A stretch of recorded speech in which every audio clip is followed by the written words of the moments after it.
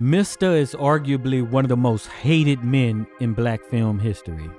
And there is a reason why everyone hated Mr. in The Color Purple, and it all started with this. So since it's Christmas time and both of The Color Purple films were released during the Christmas season, we thought now would be a great time to take a look back at the pivotal thing that Mr. did to ruin Celie's life. He separated the sisters once he realized that Nettie, his wife's school-age sister, would be off limits to him. I'm Heit. And I'm Cheri. And you've discovered Axiom Amnesia.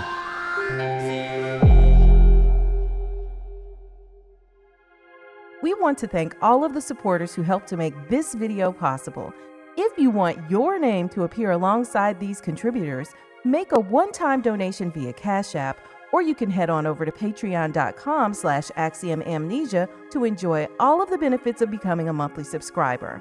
And I'm really excited to announce that this holiday season, December 2025, we have a Deep Dive On Demand holiday sale. 2 for $75. You know they're regular $50 each. You can pick any 2 films. We deliver the deep analysis. You get executive producer credit. This is a limited time offer only. And just so you know, as of January 1st, 2026, the price of Deep Dive On Demands is increasing to $75. So be sure to get in on a Deep Dive On Demand if you can now, because the prices will never be lower.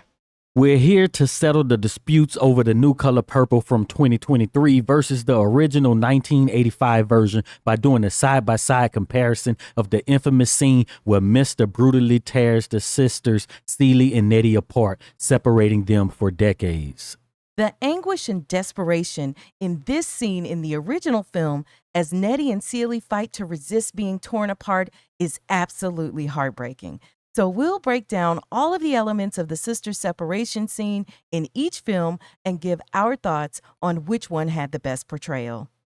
A lot of you are missing our videos because you're not getting your YouTube notifications. So we have fixed this. Subscribe to our mailing list for personalized notifications of all of our videos as they are released across all of our channels. You're going to get an email. It's that simple. So the link is in the description. Be sure you subscribe. So we're going to start with the 1985 version, which is the original. And just to give you a little bit of context in case you don't remember where we are, Nettie, Celie's sister, has come to live with her and her husband, Mr., because their father was trying to, touch on Nettie. So she has come to, get refuge at her sister's house. And of course, Mr. lets her come and stay because if you remember, Mr. wanted to marry or take Nettie. He didn't want Celie in the beginning, but it was Celie and Nettie's father who said, no, you can't have Nettie, not now, not ever. And she comes to live with them. And so right up to this point, they are having a great time as sisters being reunited at Mr.'s house.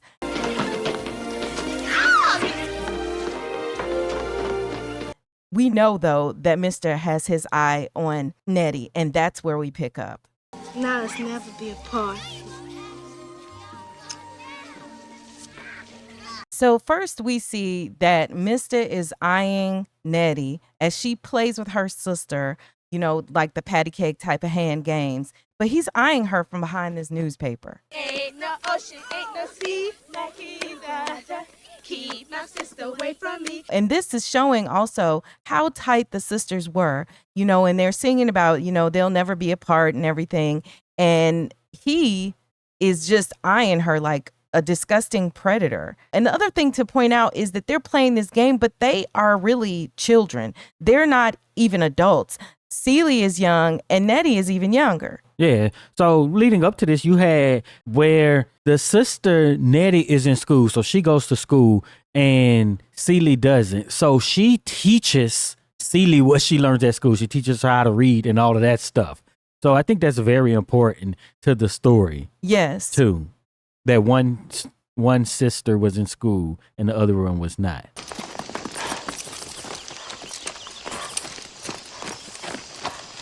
But you can see, like, as he's riding this horse, Mr.'s riding this horse, he's doing whatever he can to try to impress her with being a showman, right, by his looks and however. He's like riding the dressed horse in his Sunday best in like a suit and he starts singing. It is so creepy.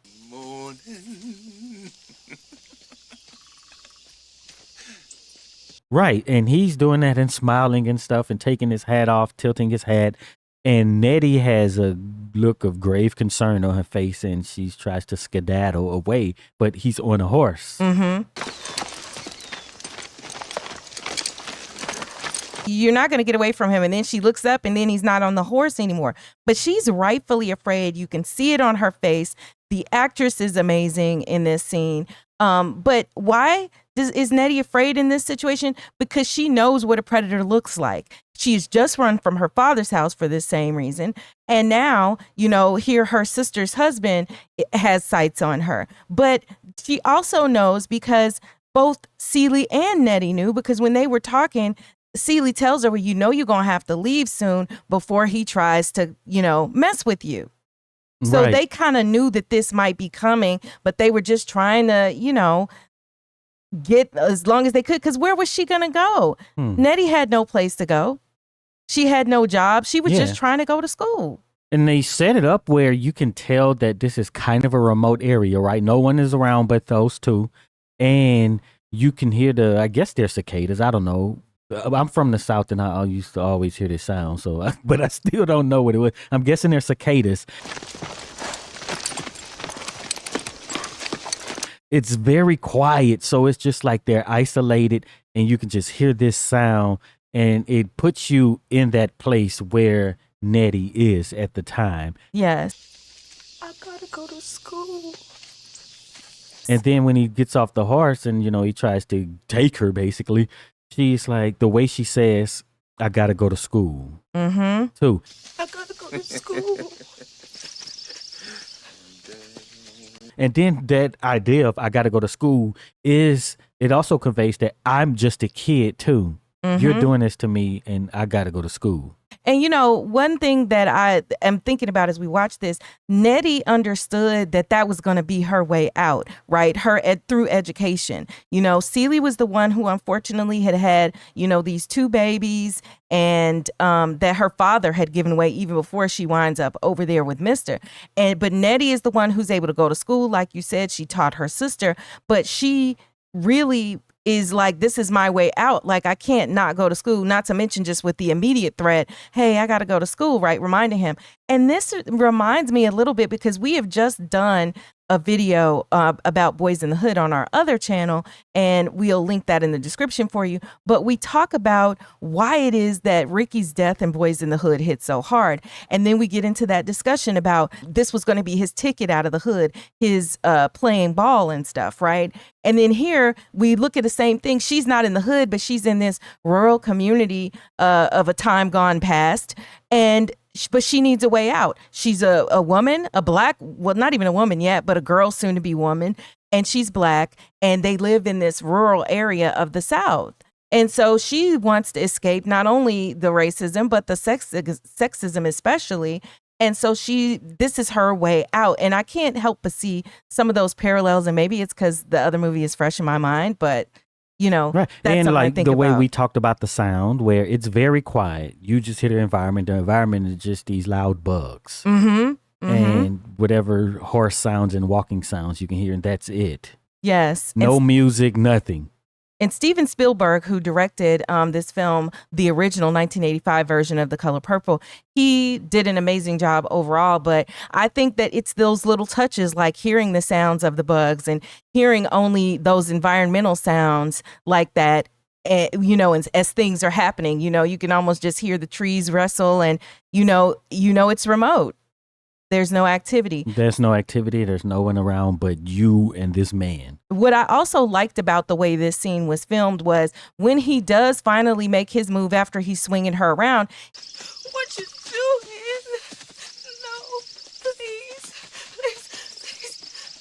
please. He kind of pulls her behind a bush and then he does whatever and we move. can't see them at all.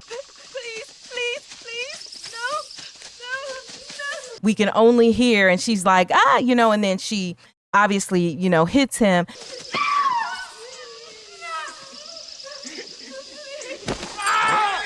And then when they come out from behind the bush, she continues, to try to fight him off.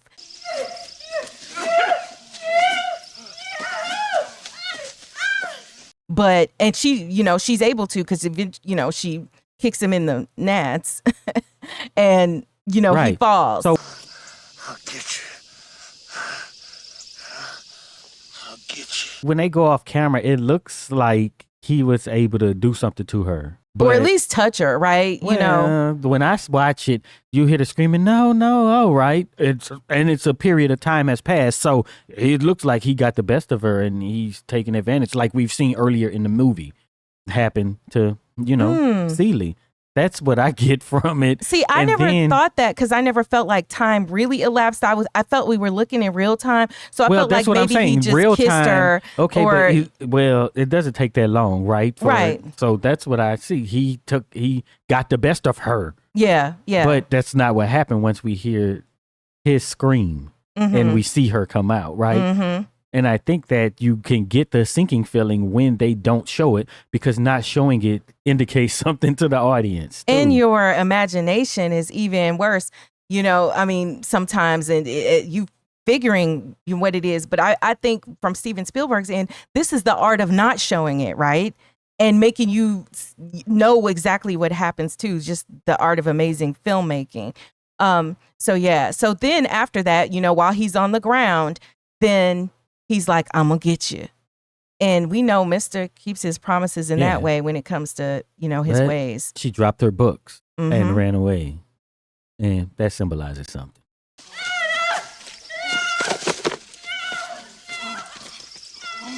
So when they're back home, as soon as, she gets the best of Mr., then we see Celie and Nettie holding each other on the porch. Please let us stay. I'll do anything for you. And Celie is begging Mr., please, I'll do anything for you. Please, just let her stay. Please let us stay. And they're crying because they know that Mr. is just about to perpetrate probably what is his most evil deed in the movie. And he is trying to separate these two sisters. And we see the physical separation start to ensue.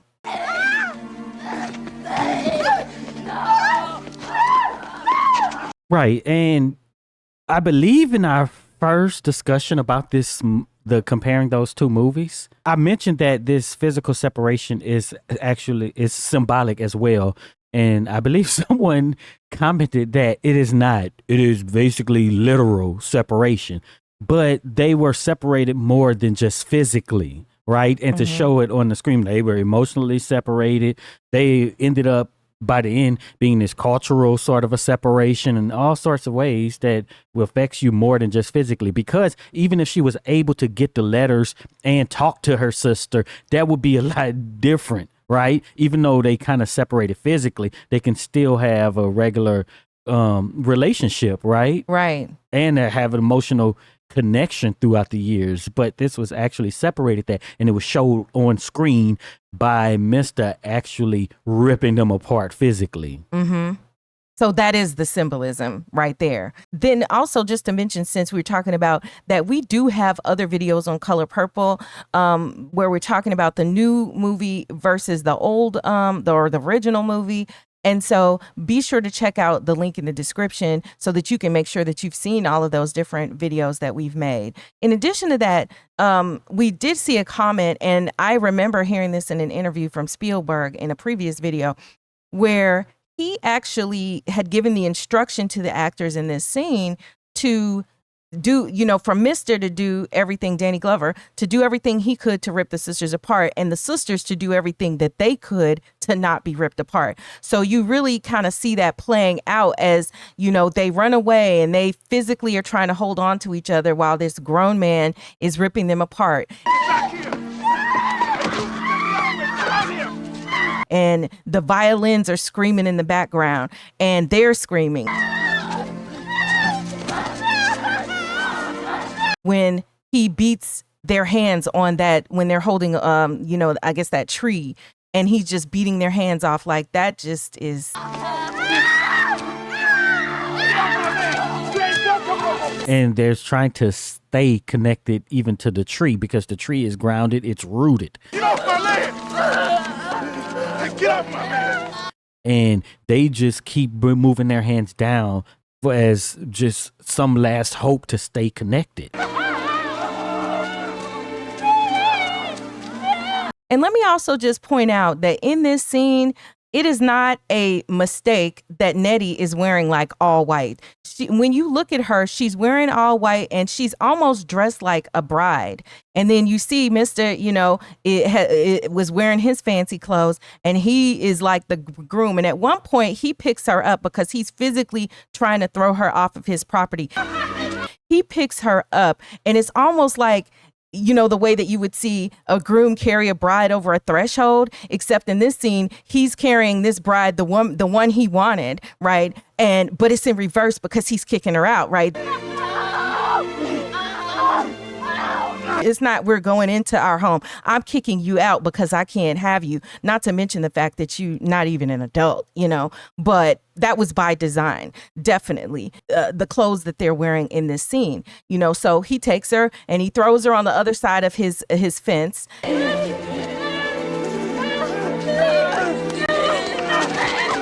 After that happens, she begins to back off when he raises his hand to her like he's going to hit her.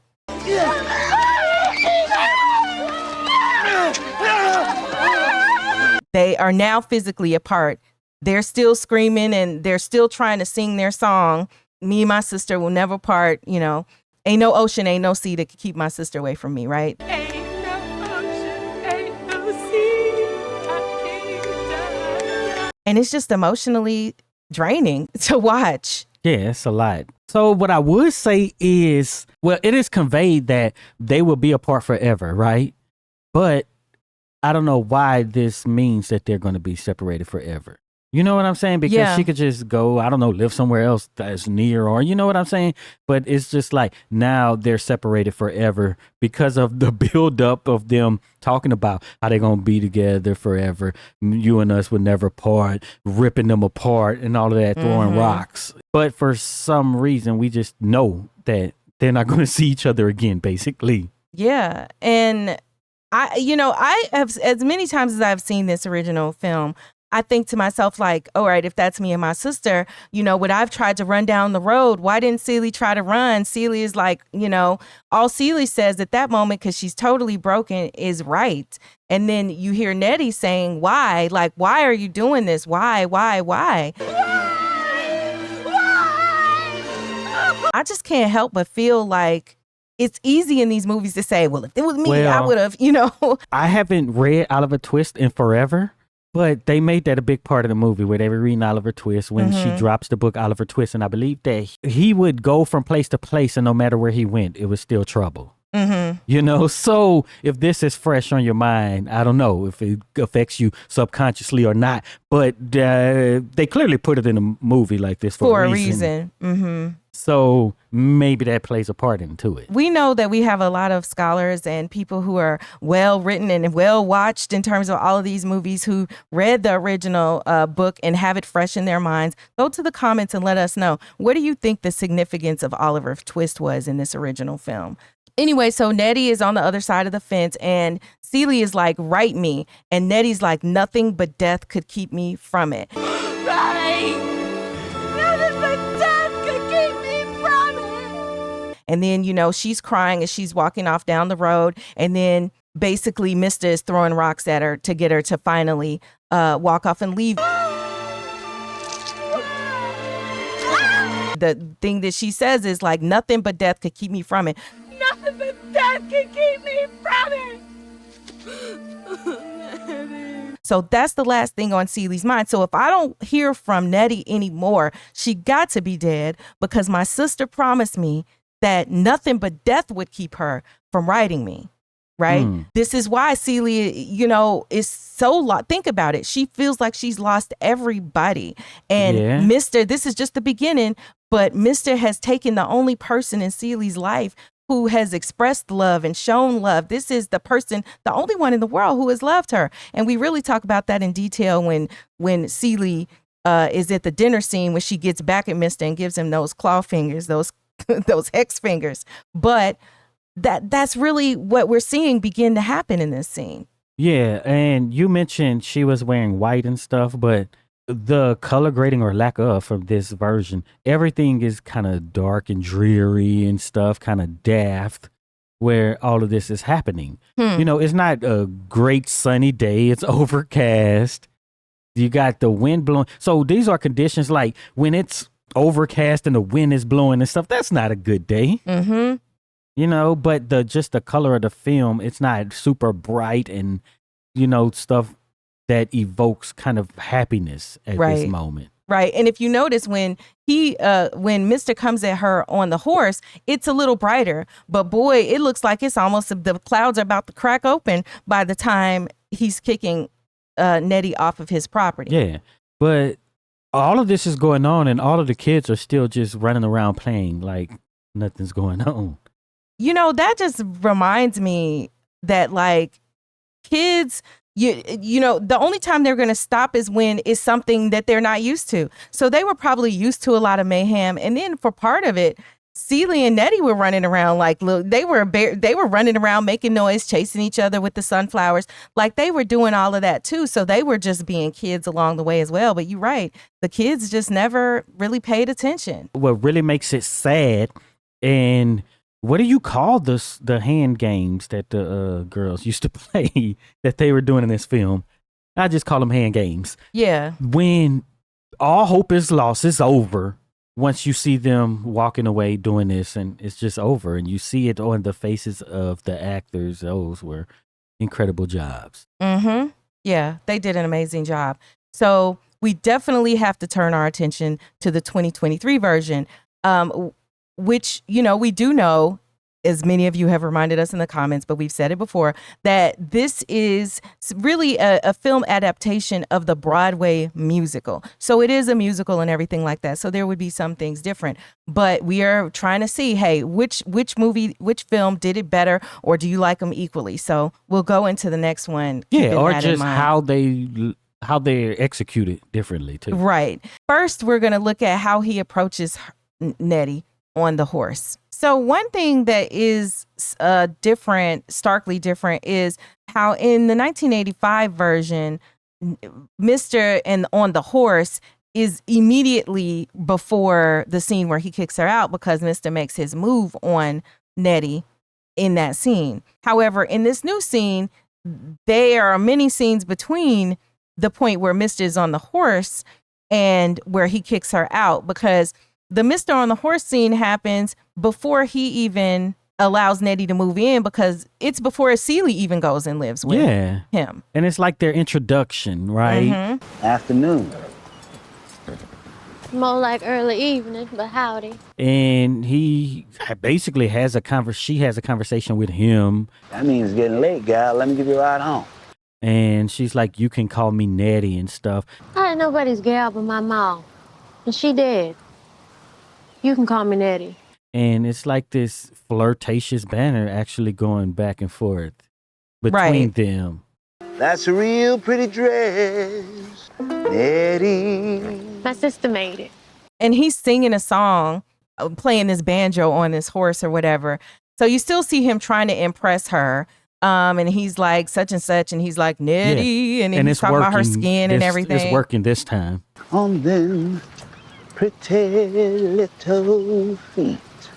At first. And then she's like, now you lying because you talking about I got pretty feet and I'm a tomboy, blah, blah, blah. Yeah. Now you lying. There ain't nothing pretty about my feet. So get out my face. Basically, leave me be is what she says. Now leave me be. Name's Mister. It doesn't matter if it was just at first, but there was never this moment in the first one. Mm-hmm. Never would it be, well, just acceptable that would just be, that's just very creepy. Yes. Right? That she would even remotely like him because he is bad, right? But maybe it's, if you haven't seen it, it's that, okay, this might be a nice guy, but because of the fact that Halle Bailey is grown, right? And we know this, it's not as creepy as, oh, this is a definite child who he's basically flirting with and trying to get with. And that she is kind of reciprocating that. Nettie. Lord, he think. Yeah, but I would agree with that. Halle Bailey definitely feels like a woman, and I think part of it is because they just didn't seem quite as childlike in this film as compared with the 1985 version where they're literally running around. It's not about that they physically look like a developed woman, right? Because a teenage girl can look that way. Yeah. But it's where their mind is, Yeah. right? But she dances like a grown woman and stuff too, though, you know? She just seems like a woman. And because she is a woman, you know, I Yeah. mean, granted, I think she's probably like 22 when this was made or whatever, but she just doesn't feel like, even the one who played Celie in this one, she feels younger to me in this movie. She feels more childlike, not like an adult. And whereas to me, Nettie just felt, heck, who's the older sister? Because Nettie felt like she was older than Celie in this one. Whereas in the first one, you knew Celie was older. You got that impression. Yeah. And even though Celie was meek and mild and Nettie was bold, you still didn't feel like Nettie was the oldest. Yeah. But, you know, so in this next one, as we set that up, basically what has happened is Nettie has come to live with Mr. And Celie, and we don't see anything happen. The first thing that you'll see different is the fact that what happens at nighttime. So when we start the scene, what's happened is they've just sung a song. The song they've just sung is Keep It Moving, and it's sung by Halle Bailey, who plays Nettie. Every day the sun don't shine, but oh, we keep it moving, keep it moving, keep it moving, keep it moving. And actually, just as an aside, this song is really growing on me. It's actually my favorite song from the soundtrack. And one thing I never mentioned before, because I think in the original where we had given the review of this film, Heit was talking about how he hates musicals. But actually, I'm the polar opposite. I love musicals. It was just that this particular one, I was kind of like, but the ones that have been done amazingly well, I absolutely love. But I do like a couple of the songs. Anyway, so back to this. So they were out singing this song and gallivanting in town when they were really supposed to be gathering wood. So they hurry back to the house, gather wood, and they come in.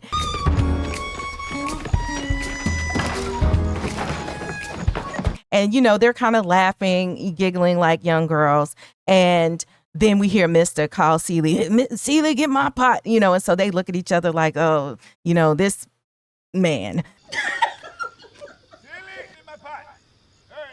Then Celie leaves, and then we see Nettie look out the window, and there's a thunderclap, and then the rain begins.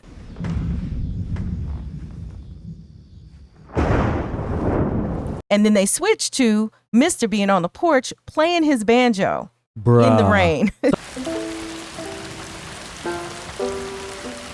So the thing with that is that him on the porch playing his banjo, it's like, to me as a musician, it's like a redeeming quality. Oh, look, he plays an instrument. You know what I'm saying? He's like has a little emotional side, you know, because that's what you kind of attribute to artists, right? That they kind of do it to express their emotions, and he's playing this nice little tune. And he has some sort of ability or skill, right? In the first one, he was just low down and dirty. You know, it's I guess you could say riding a horse, but that's just kind of the standard thing for back then, like you could say in these parts. But yeah, it's like, oh, look, he plays it a couple times in the movie. So I'm just like, all right, we got us a musician here. But while he's out there playing, Nettie is in her nightgown.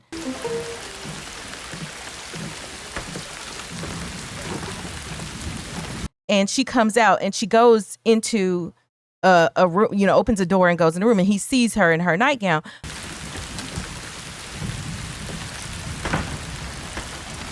When I look at this, I don't know if she's going to the bathroom, but then I'm thinking outhouse, and it wouldn't be like right next to the house, right? Usually the outhouse ain't right next to the house.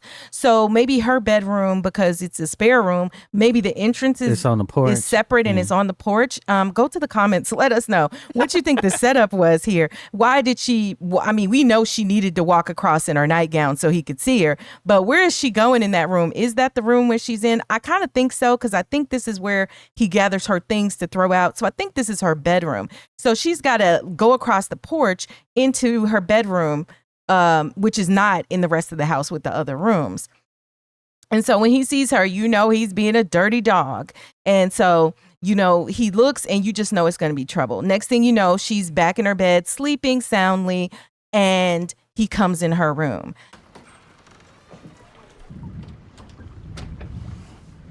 He's like, be sweet now, as he's waking her up. A possum can't run from a big dog. Be sweet now. Oh, a possum can't run from a big dog. Because she like, what you doing? Yeah. Why are you in my room? What you doing? Try to shush her and stuff, but it was very quick. He tried to get on and she like, no, basically. Why you fight? You know how I feel about you. He just picked her up. They fought. He threw her out. And he's like, why you fighting? You know how I feel about you. First of all, just that's crazy to me. Why are you fighting? You know how I feel about you. She's like, but I don't feel the same, bruh. Yeah. I don't feel the same. Back up off me. But apparently, you know, not only for the time, because these things still happen right now today, you know, where you just got to keep your head on a swivel, you know, and actually Miss Sophia in the original film played by Oprah Winfrey said it right when she said, you know, at that point she was like, a girl child just ain't safe in her own home, basically. And even though this is, I mean, she's living there, this is her house, but like this type of, you know, mess shouldn't be going on. So yeah, so he just comes out and he's like, fine, I can't have you, I'm throwing you out. It's dark, it's the middle of the night. Yeah. So maybe the communication so she left the other home to come here for a safe space, per se, right?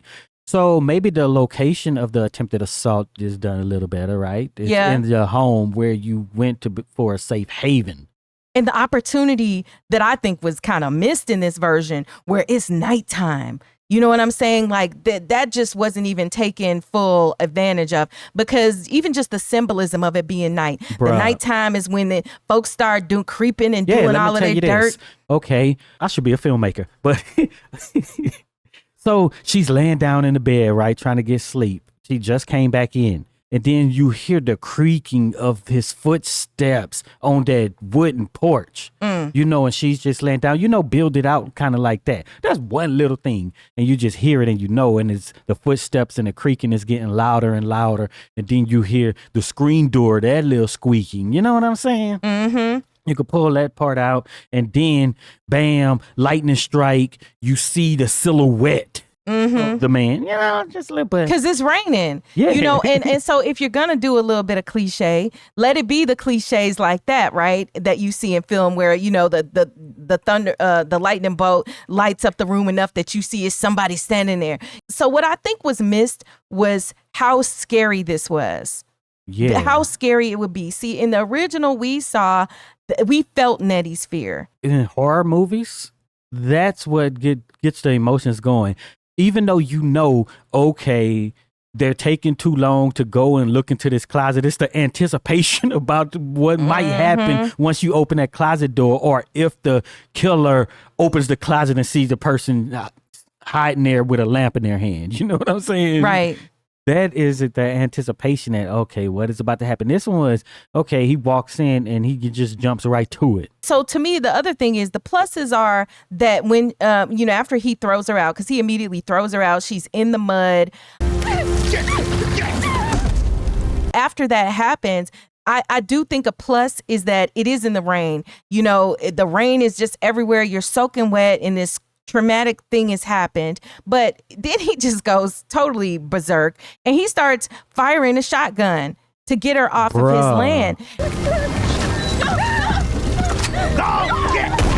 And I was like, did he really have to get a shotgun? Like, that's really overkill in this situation. I guess that's supposed to make it even scarier, right? Because, there's this threat of death at this point, but I don't think it hits the same. Well, sometimes the more extreme is not the most emotional. So there's part of me that thinks that maybe the filmmakers felt that they were going to make a better one. So anything that they thought was a hole or an issue, just like how we talked about, well, why did Nettie just not, you know, why didn't Celie leave? Why didn't Nettie stay? Or why didn't they both leave together, right? In the original one.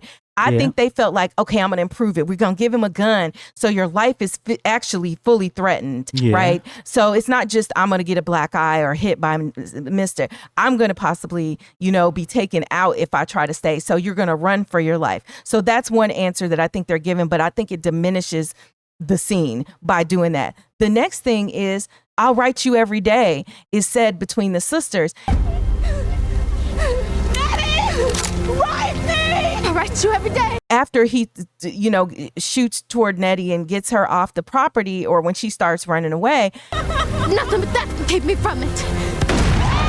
Get off my land! Then he tells Celie, you ain't never going to hear from her again. You ain't never gonna hear from her again! And then get off my land. And then he tells her, if she come back here again, and I'll kill you both. She come back here again, I kill you both. You hear? Right. And then we see Nettie running in the rain. So it seemed to just go by so fast. It did, because the first thing you're going to notice about this particular scene in the 2023 version is that everything is condensed. As I felt like with every part of this particular film, the 2023 one, because you got to have time for these long songs. So see, that kind of counters what I said, right? That they did possibly wrong in the first one.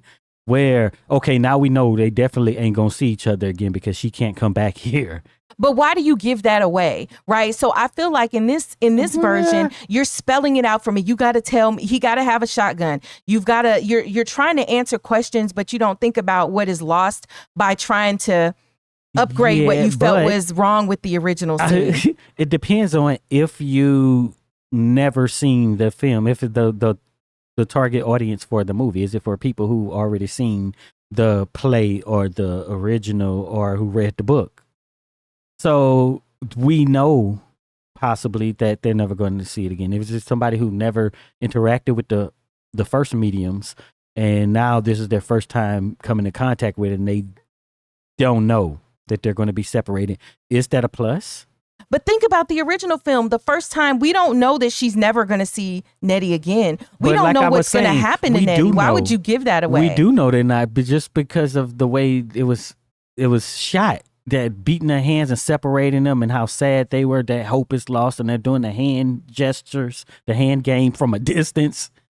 It was kind of communicated. It was, but the question was still open. Yeah, and I feel that that's what was lost by everything in this scene was spelled out. Now, I will say in general about the new version in 2023 is that the visuals were very artsy, very good. It was very colorful in a lot of ways. I did like some of the cinematography.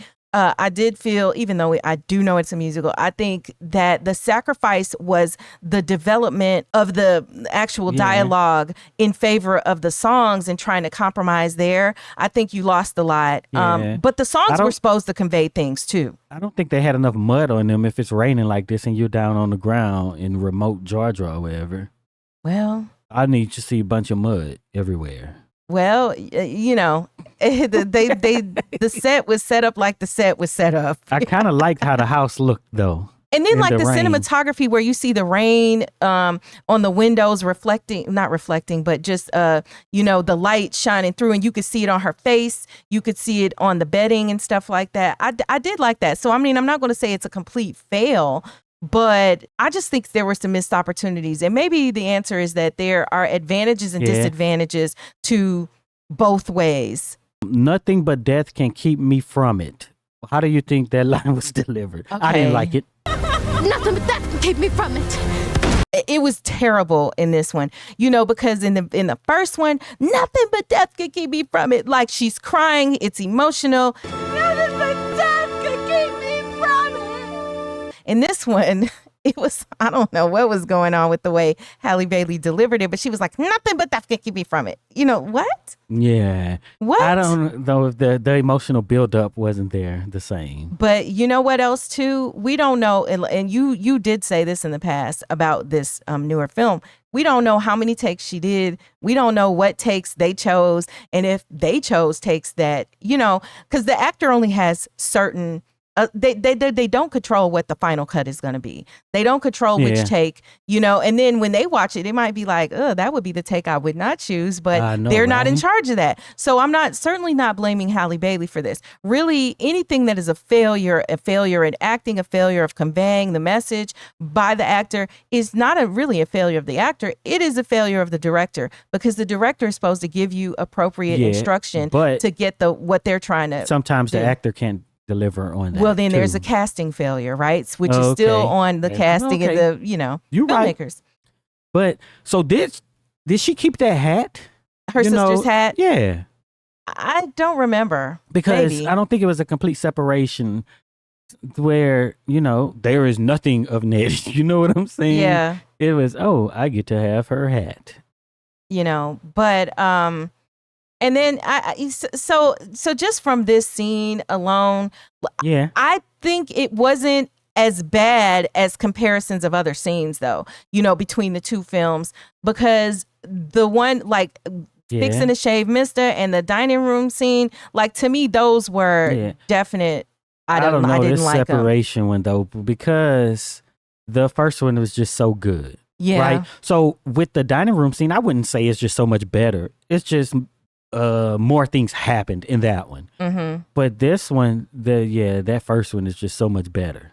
Yeah, Go to well, the it's just so comments. good too. Do y'all think, I'm sure probably you do think the first one is better, but what do you think? So since we know you're probably going to think that, what do you think is wrong with the 2023 version? Because in all the past ones, or if you don't think anything is wrong and you think it's better, tell us that. But because we know our audience and we've seen the comments that you've had from the other in the other videos that we've done on this, I think most of you probably just are always going to prefer the 1985 version. Although I will say there are a lot of people who did say that they liked this film. And I think it's great. I'm glad some people like the film. I mean, we're not just trying to be a hater and, bash the film. It's just we give honest reviews of what we think and critiques. Yeah. And it's not personal that I don't like something and you like it. Right. That's very weird to try to make it. But I think people get offended when you don't like what they like and, whatnot. But it's not like that. I mean, it's art. Most things I like, people don't like. Yes, I guess it's like I'm used to that feeling, the stuff, But anyway.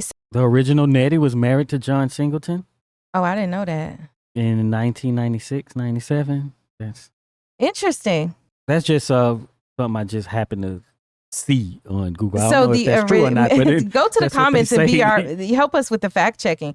Was the original Nettie supposedly married to John Singleton around about 1996? But it would make sense because if you remember, she also played in Rosewood, and she played one of the cousins of the main character in Rosewood, who was having that affair with the white shop owner.